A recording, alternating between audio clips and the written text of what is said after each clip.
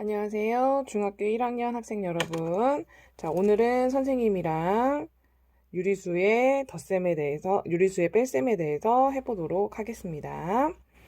자, 선생님이 스탠드를 좀 맞추고요. 네.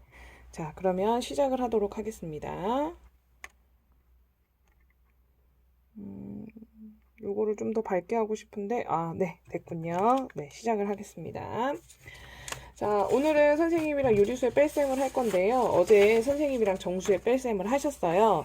그래서 정수의 뺄셈을 하실 때는 우리가 어떻게 하신다라고 하셨냐면, 먼저 뺄셈을 덧셈으로 바꾼 후에 우리가 계산을 하겠다 이렇게 얘기를 했습니다. 자, 그래서 오늘도 유리수의 뺄셈도 마찬가지로 뭘 먼저 하시는 거냐면 뺄셈을 덧셈으로 바꾸신 후에 계산을 하도록 하겠습니다. 자, 어제 62페이지는 과제로 선생님이 드렸고요. 63페이지 진행하도록 하겠습니다. 유리수의 뺄셈은 정수의 뺄셈과 같은 방법으로 계산을 합니다. 이때 분모가 다른 경우 먼저 분모를 통분해야 함을 주의하십니다. 그러니까 여기서도 우리가 유리수 계산을 하실 때는, 자, 정수가 아닌 유리수 계산을 하실 때는 항상 뭐가 중요하신 거예요? 통분이 중요하신 거죠. 이때 분모가 다른 경우 먼저 분모를 통분해야 함을 주의하십시다. 그래서 통분하신 후에 우리가 이제 부호를 바꿔서 계산을 하실 거예요. 자, 그럼 보시면 자, 플러스 2분의 1, 마이너스 2분의 3 이렇게 되어 있어요. 자, 그럼 얘네들 같은 경우는 이미 통분이 되어 있으시죠? 그러면 얘네들을 플러스 2분의 1, 그 다음에 얘를 마이너스를 플러스로 고치시고 플러스 2분의 3 이렇게 하시겠죠? 자, 그러면 두 수의 부호가 같으시니까 어떻게 되시겠어요? 더하시게 되시겠죠? 2분의 4 이렇게 되시겠네요. 그래서 2 이렇게 나오겠습니다.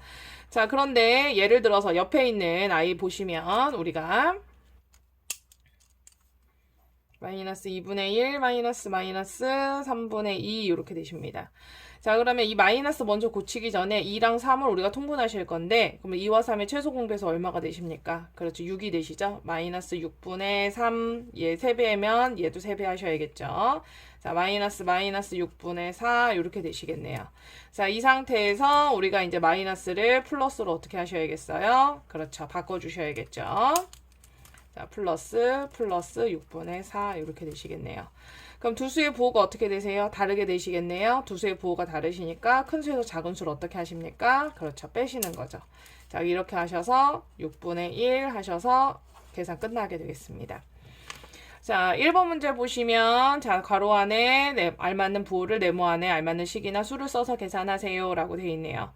플러스 2분의 1 마이너스 3분의 2는 플러스 2분의 1 플러스 마이너스 3분의 2. 얘는 지금 부호를 먼저 바꿨어요. 그 다음에 통분을 했지요. 그 다음에 플러스 6분의 3 플러스 마이너스 6분의 4 이렇게 되시겠네요. 자, 그럼 이 아이의 영향력이 더 크니 마이너스 앞으로 오고 6분의 4에서 6분의 3을 빼셔서 마이너스 6분의 1 이렇게 되실 거예요. 자, 여기서 보시면 이 플러스 마이너스 바꾸심과 동시에 얘네들을 같이 동시에 뭘 해주시는 거냐면 통분을 해주시면 계산하시기가 편하십니다. 그러니까 통분 따로, 그 다음에 부호 따로 이렇게 계산하지 마시고 우리가 통분하시면서 바로 부호도 바꿔주시는 이렇게 계산하시면 문제 풀기가 좀 더 수월하실 것 같습니다. 자, 이렇게 하셔서 1번, 2번, 3번 문제를 푸시는데요. 자, 중학교 1학년 학생들한테 꼭 주의해드리고 싶은 게 있어요. 어떤 걸 주의해드리고 싶으냐면, 어제도 말씀드렸다시피, 부호를 바꾸실 때 이 위에서 찍찍찍찍찍 이렇게 해서 바꾸시지 않으시고 밑에다 식을 한 번 더 써주시길 부탁을 드립니다. 왜냐하면 이렇게 부호를 이 위에다 찍찍찍 거렸을 경우 다시 문제를 틀렸을 때 이걸 다시 지우고 보셔야 돼요. 그러니까 어디서 틀렸는지도 모르고 그리고 우리가 다시 문제를 풀 때 불편한 경우가 분명히 생기십니다. 그래서 아직 익숙해지시기 전까지는 얘네들을 밑으로 식으로 도출하셔서 계산하시기를 부탁드리겠습니다. 자, 덧셈의 계산 법칙 보시겠습니다. 우리가 덧셈의 계산 법칙도 배우실 거고 뒤에 가셔서 곱셈의 계산 법칙도 배우실 텐데 덧셈의 계산 법칙과 덧셈의 계산 법칙과 곱셈의 계산 법칙은 똑같다라고 보시면 돼요. 자, 교환 법칙은 뭐냐 하면 A 더하기 B는 B 더하기 A랑 똑같다 이렇게 얘기를 하실 거예요. 자, 이 얘기는 무슨 얘기냐면 자리를 바꿔도 결과는 똑같다 이렇게 얘기를 하시는 겁니다. 그 다음에 덧셈의 결합 법칙은 A 더하기 B 더하기 C인데 A, B를 더하고 나서 C를 더하시는 것과 B, C를 더하시고 나셔서 A를 더하시는 것은 결과가 같습니다. 이렇게 얘기하시는 거예요. 그래서 교환 법칙은 이렇게 생각하시면 돼요. 자, 교환은 자리 바꾸기 이렇게 생각하시면 되시겠습니다. 자, 교환은 자리 바꾸기. 그 다음에 결합은 묶기 이렇게 생각하시면 되겠습니다. 그럼 요것과 똑같은 방법으로 우리가 곱셈에 가셔서도 교환 법칙과 결합 법칙을 하실 텐데 거기서도 마찬가지로 곱셈의 교환 법칙은 자리를 바꾸시는 거고 곱셈의 결합 법칙은 묶는 걸 얘기를 하시는 거예요. 자, 우리 1번 보시면 자 플러스 4 더하기 플러스 3은 플러스 3 더하기 플러스 4와 결과가 어떨까요? 같게 되시겠죠? 자, 2번, 3번, 4번도 마찬가지로 자리를 바꾸시는 것은 우리가 문제에 영향을 전혀 미치지 않습니다.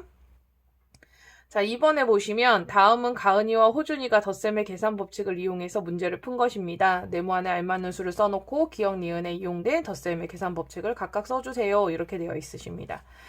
자, 마이너스 3 더하기 플러스 8 더하기 마이너스 4 이렇게 얘기하고 있는데요. 플러스 8을 앞으로 두셨어요. 자, 그럼 마이너스 3 뒤로 빠지게 되시겠죠. 그럼 여기서 해당이 되시는 건 자리를 바꿨기 때문에 얘는 교환 이렇게 되십니다. 정확히 쓰시자면 덧셈의 교환 이렇게 되십니다. 덧셈의 교환. 자, 그 다음에 플러스 8 그러면 얘네들 우리가 플러스 8 더하고 마이너스끼리 어떻게 해줘요? 자, 보시다시피 중괄호로 묶어줬어요. 묶는 건 무슨 법칙이에요? 그렇죠. 결합 법칙이죠. 자, 그럼 여기는 뭐라고 쓰셔야 돼요? 덧셈의 결합 법칙까지 쓰셔야 되는데 선생님은 이렇게 쓰겠습니다. 자, 이렇게 한 다음에 플러스 8 더하기 마이너스 7 그러면 두 수의 부호가 다르시기 때문에 큰 수에서 작은 수 빼셔서 플러스 1 이렇게 계산 결과 나오겠습니다. 플러스 1은 그냥 1이라고 쓰셔도 상관없어요. 자, 이런 식으로 우리가 문제를 풀도록 하시겠습니다. 자, 그럼 2번에 보시면 마이너스 5 더하기 마이너스 2분의 3 더하기 플러스 3 더하기 플러스 2분의 5 이렇게 되실 텐데요. 자, 얘네들은 마이너스 5 플러스 3 하셔서 일단 정수끼리 앞으로 뽑아내셨고 그 다음에 마이너스 2분의 3을 뒤로 어떻게 해줬어요? 뒤에 네모칸에 넣어줬어요. 그래서 정수끼리 계산하셔서 마이너스 2 나왔고 여기 소수끼리 계산하셔서 얼마 나오실 거고 얘네들 계산해서 얼마 나올 겁니다. 이렇게 얘기가 나오고 있네요. 자, 그럼 선생님 같은 경우에는 이걸 계산할 때 주로 어떻게 계산하냐면 플러스는 플러스끼리 마이너스는 마이너스끼리 플러스는 플러스끼리 마이너스는 마이너스끼리 계산하신 다음에 마지막으로 계산을 합니다. 선생님 같은 경우에는. 그럼 이렇게 선생님 분수 나와 있을 경우에는 어떡합니까? 그러면 분수는 분수끼리 계산하고 정수는 정수끼리 계산한 다음에 묶어주셔도 상관은 없습니다. 자, 이렇게 4번 같은 경우 분모가 다 다를 경우 그럼 얘네들을 어떻게 해주세요? 한 번에 통분해 주신 다음에 플러스는 플러스끼리 마이너스끼리 계산하셔도 문제 풀기 편하십니다. 5번도 6번도 마찬가지가 되시겠죠. 그래서 얘네들 통분하면서 얘네들 상태 확인하셔서 문제 풀기를 부탁드리겠습니다.